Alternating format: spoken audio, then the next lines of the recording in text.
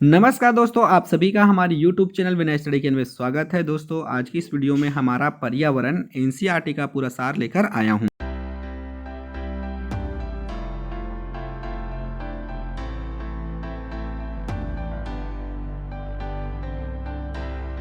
दोस्तों, यदि आप हमारे चैनल पर पहली बार आए हैं तो प्लीज़ हमारे चैनल को सब्सक्राइब कीजिएगा, बेल आइकन को प्रेस कीजिएगा ताकि आने वाले जितने भी वीडियो हैं उनके नोटिफिकेशन आप तक पहुंचती रहे।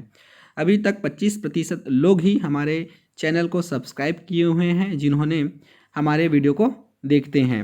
बाकी 75% ऐसे लोग हैं जो सब्सक्राइब नहीं किए हैं। तो आपसे निवेदन है कि हमारे चैनल को प्लीज़ सब्सक्राइब कीजिएगा और वीडियो की लिंक अपने दोस्तों तक ज़रूर शेयर कीजिएगा, वीडियो को लाइक कीजिएगा।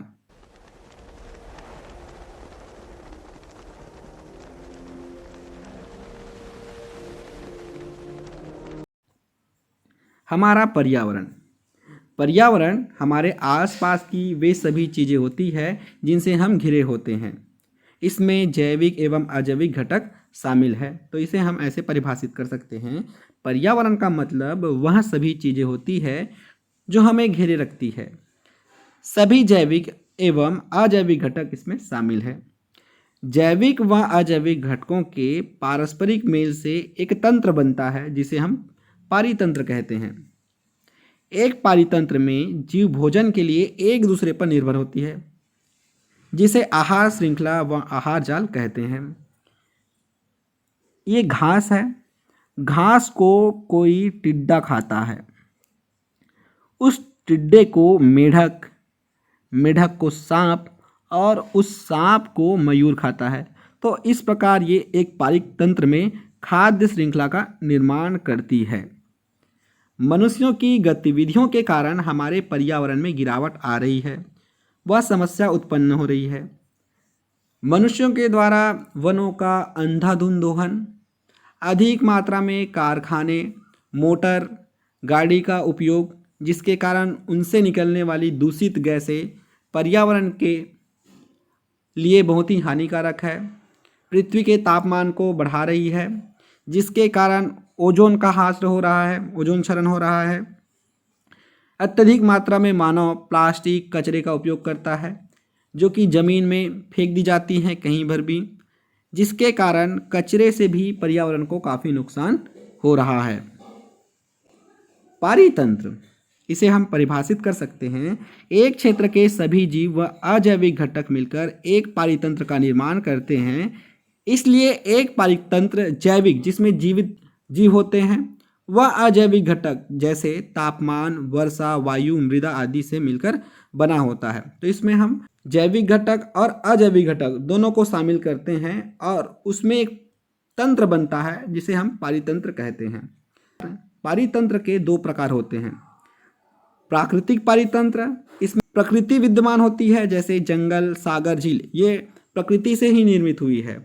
और दूसरा है मानव निर्मित पारितंत्र। जो पारितंत्र मानव के द्वारा निर्मित किए गए हैं उन्हें मानव पारितंत्र कहते हैं। उदाहरण के लिए खेत, जलाशय, बगीचा, इसे मनुष्यों के द्वारा बनाया गया है। खेत आप अपने यूज़ के लिए, फसल उगाने के लिए बनाते हैं। जलाशय आपके नहाने के लिए, पानी को एकत्रित करने के लिए बनाते हैं। बगीचा में आप फल प्राप्त करने के लिए, छाया प्राप्त करने के लिए लगाते हैं। पारितंत्र के घटक, इसमें हम इसे दो भागों में बांटे हैं, जैविक घटक और अजैविक घटक। अजैविक घटक में हवा, जल, भूमि, जिसमें कोई जीवन नहीं है। दूसरा है जैविक घटक, जैसे पौधे, जानवर, इसमें जीवन है। जैविक घटक को हम तीन भागों में बांट सकते हैं, उत्पादक, उपभोक्ता, अपघटक।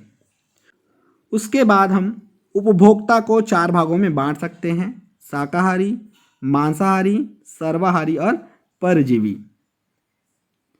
अजैविक घटक, सभी निर्जीव घटक जैसे हवा, पानी, भूमि, प्रकाश, तापमान आदि मिलकर अजैविक घटक बनाते हैं।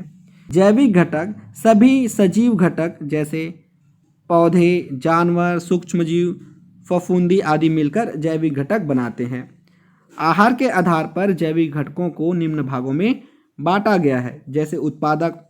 उत्पादक में सभी हरे पौधे, नील हरित शैवाल अपना भोजन शर्करा व स्टार्च अकार्बनिक पदार्थों से सूर्य की रोशनी का प्रयोग करके बनाते हैं। जिसे हम प्रकाश संश्लेषण भी कहते हैं। तो ये हरे पौधे उत्पादक होते हैं। उपभोक्ता ऐसे जीव जो अपने निर्वाह के लिए परोक्ष या अपरोक्ष रूप से, डायरेक्ट या इनडायरेक्ट रूप से उत्पादक पर निर्भर होते हैं, उसे हम उपभोक्ता कहते हैं। उपभोक्ताओं को निम्न प्रकार से बांटा जा सकता है। शाकाहारी, पौधे व पत्ते खाने वाले जैसे बकरी और हिरन। मांसाहारी, मांस खाने वाले जैसे शेर, मगरमच्छ। सर्वाहारी, जो पौधों व मांस दोनों को खाते हैं, जैसे कौवा और मनुष्य। कौवा जो है कभी कभी घास भी खाती है और मांस तो वो खाता ही है। परजीवी, दूसरे जीवों के शरीर के अंदर रहकर भोजन लेने वाले जीव परजीव कहलाते हैं, जैसे जूं, अमरबेल। अपघटक, फफूंदी व सूक्ष्म जीवाणु होते हैं। अपघटक फफूंदी व जीवाणु जो कि मरे हुए जीव व पौधों के जटिल रासायनिक पदार्थों का विघटन करते हैं, इसे हम अपघटक कहते हैं। इस प्रकार अपघटक स्रोतों की भरपाई से मदद करते हैं। आहार श्रृंखला एक ऐसी श्रृंखला है जिसमें एक जीव दूसरे जीव को भोजन के रूप में खाते हैं। जैसे हम देखें, घास को हिरन खाता है, हिरन को शेर। तो इस प्रकार ये आहार श्रृंखला बन रही है। एक आहार श्रृंखला में उन जैविक घटकों को जिनमें ऊर्जा का स्थानांतरण होता है पोषी स्तर कहलाता है। एक आहार श्रृंखला में ऊर्जा का स्थानांतरण एक दिशा में होता है, एक ही दिशा में ऊर्जा का स्थानांतरण होता है। मान लो ये ऊर्जा का पिरामिड है, ये उत्पादक है, उपभोक्ता है, और इसमें यदि ये उत्पादक है, ये उपभोक्ता है, तो यहाँ से ऊर्जा की दिशा एक ही ओर होगी और ऊर्जा का स्थानांतरण भी एक ही होगा। हरे पौधे सूर्य का ऊर्जा का 1% भाग को जो पत्तियों पर पड़ता है अवशोषित करते हैं। प्रतिशत का नियम, 10% का नियम किसने दिया था? नीचे कमेंट बॉक्स में कमेंट करके बताइएगा। 10% का नियम, एक पोषी स्तर से दूसरे पोषी स्तर में केवल ऊर्जा का स्थानांतरण 10% होता है। ये एक पोषी स्तर है, यहाँ से ऊर्जा का स्थानांतरण एक स्तर से दूसरे स्तर केवल 10% होगा। ये जो स्तर होगा वो 90% खुद के लिए यूज़ करेगा, उसके बाद 10% ही आगे पोषी स्तर में देगा, जबकि 90% ऊर्जा वह वर्तमान पोषी स्तर में जैव क्रियाओं के लिए उपयोग हो जाती है। उपभोक्ता के अगले स्तर के लिए ऊर्जा की बहुत ही कम मात्रा उपलब्ध हो पाती है। अतः आहार श्रृंखला में सामान्यतः 3 अथवा 4 चरण ही होते हैं। यहाँ पर आप देख रहे हैं, ये उत्पादक है, प्राथमिक उपभोक्ता, द्वितीयक उपभोक्ता और तृतीयक उपभोक्ता, ये पोषी स्तर में, और इसमें ऊर्जा का स्थानांतरण एक दिशा में होता है ऊपर की ओर। और देखिए ये 1000 किलो जूल ऊर्जा अपने लिए यूज़ कर रही है, उसके बाद 10% ही अगले को दे रही है। 10% में ये 100, फिर वो 90% यूज़ करता है और 10% अगले पोषक स्तर में देता है, तो उसके पास 10 किलो जूल, और फिर अगले पोषक स्तर में ये जा करके 1 किलो जूल होता है। उसके बाद ये पोषक स्तर समाप्त हो जाती है। जैव संवर्धन आहार श्रृंखला में हानिकारक रसायनों की मात्रा में एक पोषी स्तर से दूसरे पोषी स्तर में जाने में वृद्धि होती है, इसे जैव संवर्धन कहते हैं। अब देखते हैं आहार जाल। आहार श्रृंखलाएं आपस में प्राकृतिक रूप से जुड़ी होती है, जो एक जाल का रूप ले लेती है, उसे हम आहार जाल कहते हैं। देखिए ये जाल के रूप में ले ली है। जैसे ये पौधे हैं, पौधे को चूहा खाता है और उस चूहे को सांप भी खाता है। हरे पौधे को खरगोश खाता है, खरगोश को लोमड़ी खाता है। उसी हरे पौधों को तिलचट्टा भी खाता है और मेढक खाता है, और मेढक को सांप खाता है। तो इस प्रकार ये आहार जाल बन गया है। आहार श्रृंखला जीवों की वह श्रृंखला जिसके प्रत्येक चरण में एक पोषी स्तर का निर्माण करते हैं, जिसमें एक जीव दूसरे जीव का आहार करते हैं। इस प्रकार विभिन्न जैविक स्तर पर भाग लेने वाले जीवों की इस श्रृंखला को आहार श्रृंखला कहते हैं।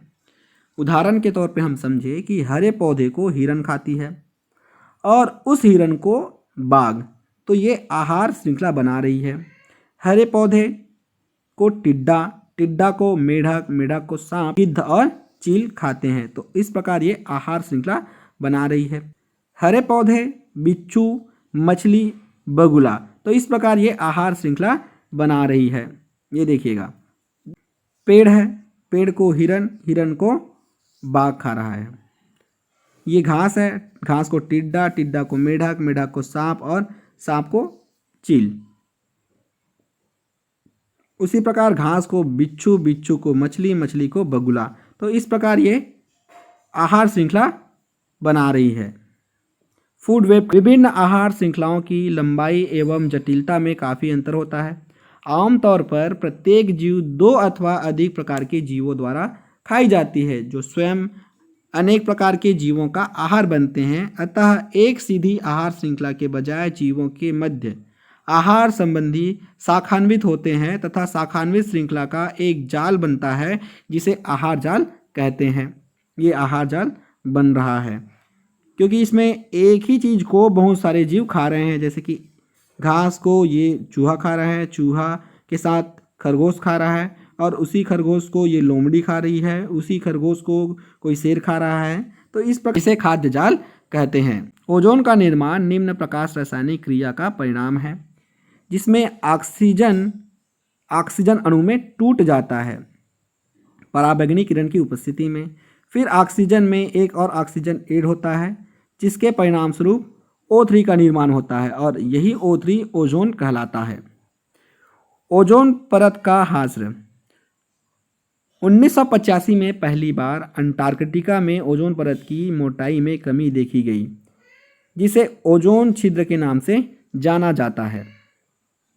ओजोन की मात्रा में इस तीव्रता से गिरावट का मुख्य कारण मानव संश्लेषण रसायन क्लोरोफ्लोरोकार्बन CFC को माना गया है, जिसका उपयोग शीतलन एवं अग्निशामक के रूप में किया जाता है। कचरा प्रबंधन आज के समय में अपशिष्ट निपटारा का मुख्य समस्या बना है, जो कि हमारे पर्यावरण को बहुत प्रभावित कर रही है। हमारी जीवन शैली के कारण बहुत बड़ी मात्रा में कचरा इकट्ठा हो रहे हैं, जिसका हम निपटारा आज नहीं कर पा रहे हैं। जैव निम्नीकरण पदार्थ जो सूक्ष्म जीवों के कारण छोटे घटकों में बदल जाते हैं, जैसे कि फल तथा सब्जी के छिलके, सूती कपड़ा, जूट, कागज आदि। अजैव निम्नीकरण पदार्थ जो सूक्ष्म जीवों के कारण घटकों में परिवर्तित नहीं होते, जैसे प्लास्टिक, पॉलीथीन, संश्लेषित रेशे, धातु, रेडियोएक्टिव अपशिष्ट आदि। सूक्ष्म जीव एंजाइम उत्पन्न करते हैं जो पदार्थ को छोटे छोटे घटकों में बदल देते हैं। एंजाइम अपनी क्रिया में विशिष्ट होते हैं, इसलिए सभी पदार्थों का अपघटन नहीं कर पाते। कचरा का प्रबंधन विधियाँ। जैव मात्रा संयंत्र। जैव निम्नीकरण पदार्थ कचरा इस संयंत्र द्वारा जैव मात्रा व खाद में परिवर्तित किया जा सकता है। सीवेज उपचार तंत्र। नाली के पानी को नदी में जाने से पहले इस तंत्र द्वारा संशोधित किया जाता है। कूड़ा भराव क्षेत्र। कचरा निचले क्षेत्रों में डाल दिया जाता है और दबा दिया जाता है। कंपोस्टिंग। जैविक कचरा कंपोस्ट गड्ढे में भरकर ढक दिया जाता है मिट्टी के द्वारा और 3 से 4 महीने बाद वो खाद में बदल जाता है। पुनः चक्रण। अजैविक निम्नीकरण पदार्थ कचरा पुनः इस्तेमाल के लिए नए पदार्थों में बदल दिया जाता है। पुनः उपयोग यह एक पारंपरिक तरीका है जिनमें एक वस्तु का पुनः इस्तेमाल कर सकते हैं। उदाहरण अखबार से लिफाफे बनाना, इसे हम रिसाइकल भी कहते हैं। रिसाइकल, रीयूज, रिसाइकल ये जो है पर्यावरण के लिए काफ़ी महत्वपूर्ण है। थैंक यू दोस्तों, हैव अ गुड डे।